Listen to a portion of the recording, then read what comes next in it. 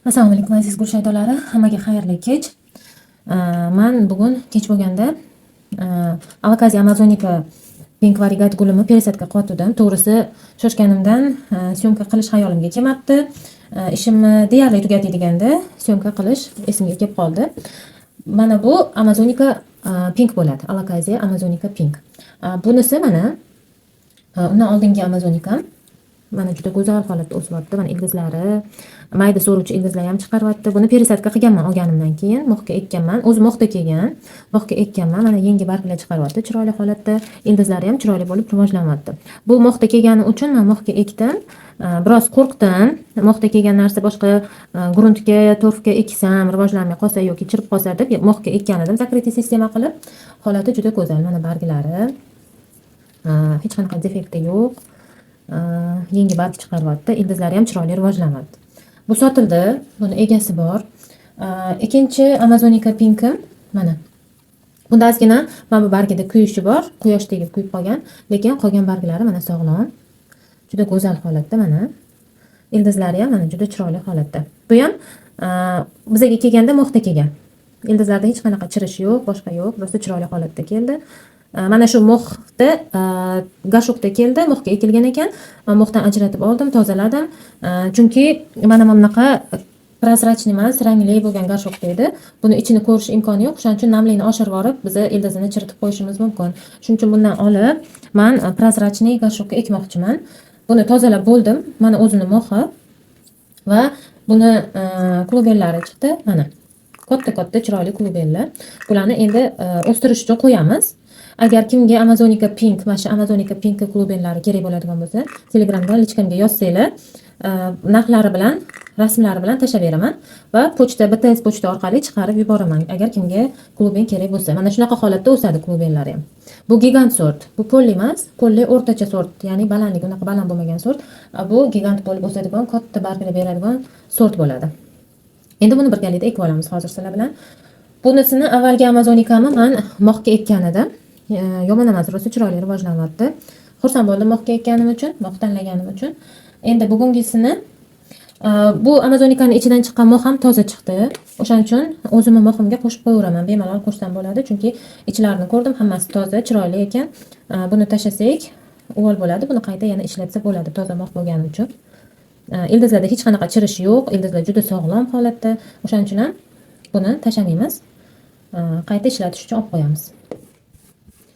Mayda qismini ko'p ham olmayman, chunki ozgina orasidan torf ham chiqdi. Torfga aralashgan qismi ekan bu.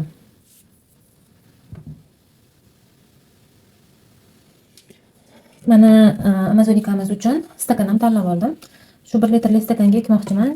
750 ml stakan oldim. U ozgina kichkinalik qildi va alakaziyamizni yuqori qismi katta bo'lgani uchun ko'tarib tura olmaydi deb o'yladim va mana shu stakanga chuqurroq qilib ekmoqchiman. Chunki ko'rayotgan bo'lsanglar, mana bu pen qismida ildiz rivojlanishi mumkin. Mana bu yerda ildiz rivojlantiruvchi tochkalar bor. Shularni ham gruntga ko'mib ekadigan bo'lsak, mana shu qismlardan ham ildiz rivojlanadi. Mana bu yerdan zetga berishi mumkin. Bo'tlaridan ildiz rivojlanib chiqadi. Endi men tanlagan substrat, aytib o'tdim oldingisini moxga ekkan edim.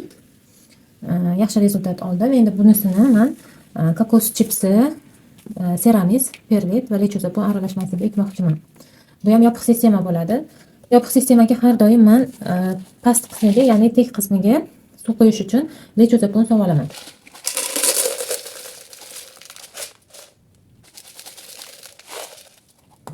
Mana shu lechozaponga suv qo'yaman va shu lechozapon orqali yuqoriga ko'tariladi suv.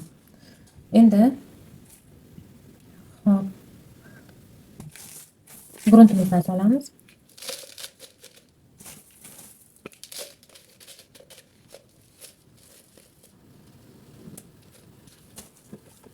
Ildizdan joylashtirib olamiz.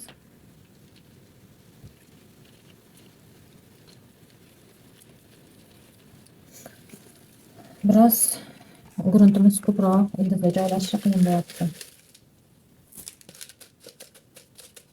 Mana kamaytirdim. Endi ildizlarni joylab turib, keyin yana grunt solamiz.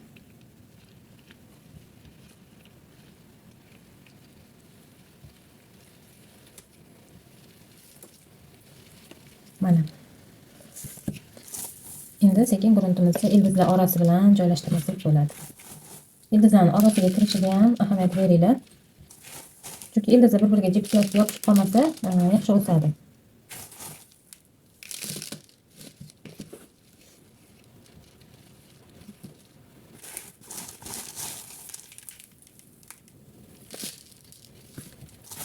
Bu grunt juda havodor, chunki tarkibida kokos chipsi bor. Kokos chipsi bo'lgani uchun gruntni havodor qiladi. Qancha ko'p havo aylansa, ildizlar atrofida ildizlar shuncha tez, shuncha chiroyli rivojlanadi. Buni ekkanimdan keyin men ozgina gruntni namlab olaman, faqat namlayman, ho'l qilmayman. Namlab turib, keyin buni teplичкаga qo'yamiz.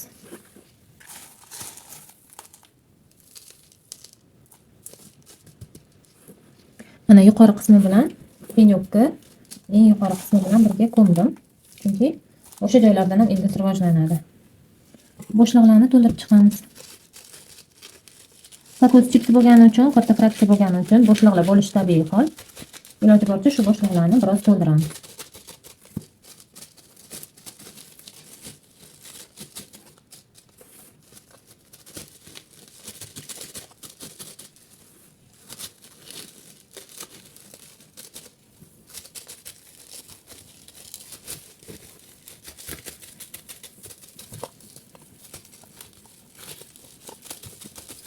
Agar kimga shu Amazonga kerak bo'lsa, buni ham sotuvga qo'yaman. Faqat ildizlar rivojlanib, adaptatsiyadan o'tib, ildizlar biroz ko'ringandan keyin, yurib olgandan keyin albatta sotuvga qo'yaman. Chunki shu holatda agar sotuvga qo'yadigan bo'lsam, endi boshlagan alokaziyalar parvarishini endi boshlagan odam qo'liga tushadigan bo'lsa, bu nobud bo'lishi mumkin. Shunday chiroyli, shunday katta gul nobud bo'lsa, albatta odam achinadi.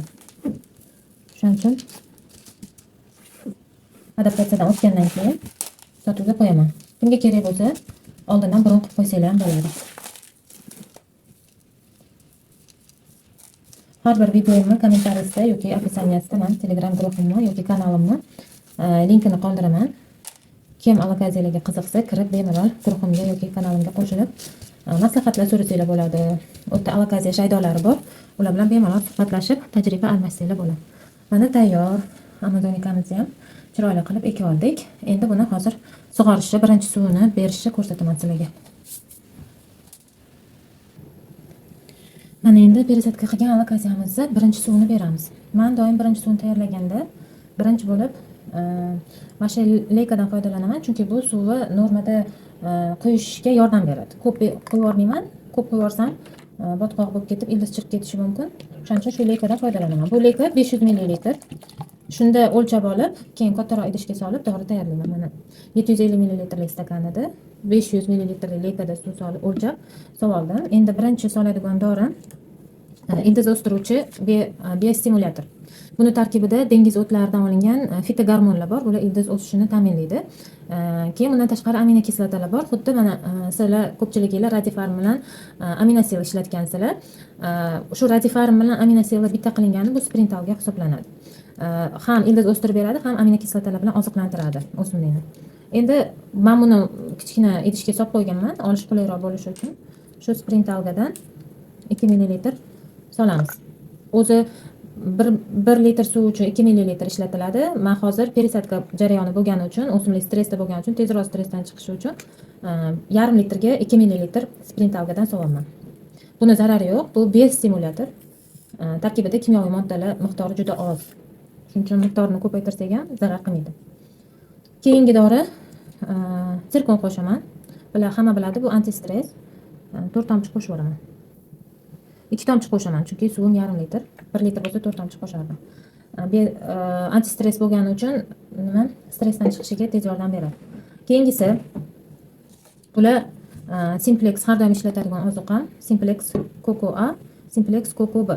Ekkan gruntim tarkibida kokos chipsi bo'lgani uchun bu o'g'itlar juda yaxshi ishlaydi. Bu Simplexni 1 litr uchun 2 ml solinadi. Menda hozir yarim litr bo'lgani uchun 1 ml tortib solaman. 1 ml Coco A dan soldim. Endi Coco B'dan.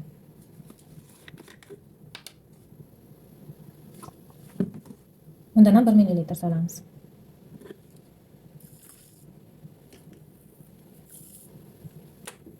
Bo'ldi, kokteylimizga soladigan dorilarimizni hammasini soldik.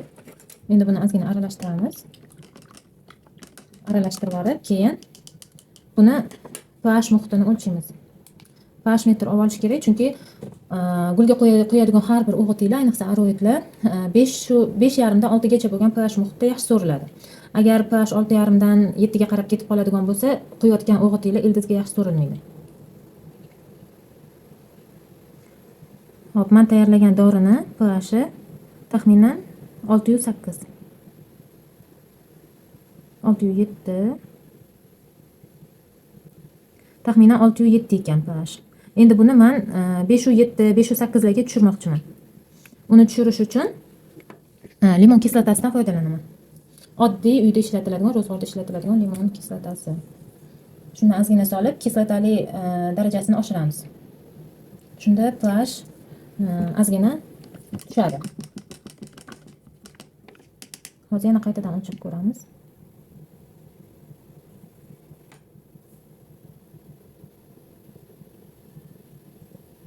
Limon kislota ko'proq yuboraman, to'g'ri 3 bo'libdi pH.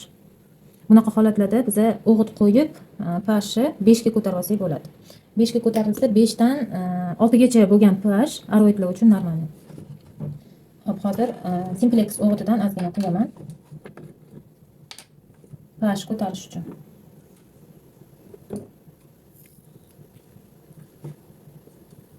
Yarim dozada.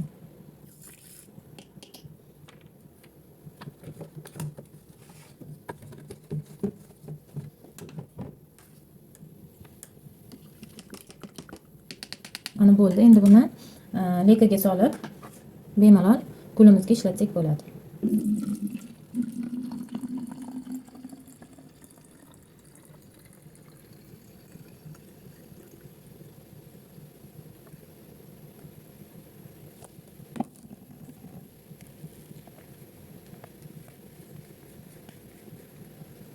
Shu lekani uchga qismi ingichka bo'lgani uchun ortiqcha suv tushib ketmaydi. Agar katta leka bo'ladigan bo'lsa, ko'p suv tushib ketishi natijasida suvi me'yorini bilolmay qolasizlar. Bunaqa lekalarda, kamroq suv qo'yadigan uch ingichka lekalarda suvi oz-ozdan qo'yib, me'yorini bilib olsanglar bo'ladi. Ko'p sug'ormaymiz. Gruntimiz namlansa yetadi. Tagidan oqib chiqishi shart emas. Chunki buni teplechkaga qo'yamiz. Agar ho'l qilib olsak, haddan tashqari ho'l qilib olsak, ildizlarda chirish paydo bo'ladi. Ozgina katta gashok bo'lgani uchun, stakan bo'lgani uchun ko'proq qo'yaman, chunki pastki qismlariga ham suv yetib borishi kerak. Mana qarayapman, hozir stakanda mashtlarga suv keldi. Bu teplechka uchun normalniy. Bo'ldi, boshqa sug'ormaymiz. Mashtlarga suv kelgan, bu yog'iga o'zi ortiqcha suvi o'zi yurib yetib oladi va bularni ham namlaydi. Shunda bu yoq ho'l bo'lib qolmaydi, bu yoq quruq bo'lib qolmaydi. Hamma yoq barobar namlanadi. Ertaga bo'lsa, ertaga teplechkadan chiqarib, shamollatayotgan paytda, havo almashtirayotgan paytimda bu doridan foydalanaman. Bu faqat sprey uchun, barglarga sprey qilish uchun. Bundan 1 litr suvga 2 ml qo'shib, barglarga sepaman va barg orqali oziqlantiraman. Chunki gul hozir peresatka bo'lgani uchun ildizlari buni ishlamaydi. 1 hafta, 2 hafta davomida ildiz ishlamagani uchun oziq moddani so'rishi qiyin bo'ladi va barg tashlash holatlari paydo bo'lishi mumkin. Ildizdan oziqlantira olmaganimizdan keyin bargdan oziqlantiramiz. Mana shu aynan bargdan oziqlantirish uchun mo'ljallangan dori orqali bargdan oziqlantirib, vaqtinchalik ildizli ishga tushguncha o'simligimizni oziq modda bilan ta'minlab turamiz. Endi buni teplechkaga qo'yib qo'yaman. Har kuni 1-2 marta 10-15 minutga havosini almashtiraman. Peresatka jarayoni tugadi. Kimda nima savol bo'lsa, kommentariylarga yozib qoldiringlar. Telegram guruhim, kanalimning silkasini qoldiraman, lichkamning ham silkasini qoldiraman. Savollaringiz bo'lsa yoki nimadir xarid qilmoqchi bo'lsanglar, bemalol Telegramdan yozsanglar bo'ladi. E'tiboringiz uchun rahmat.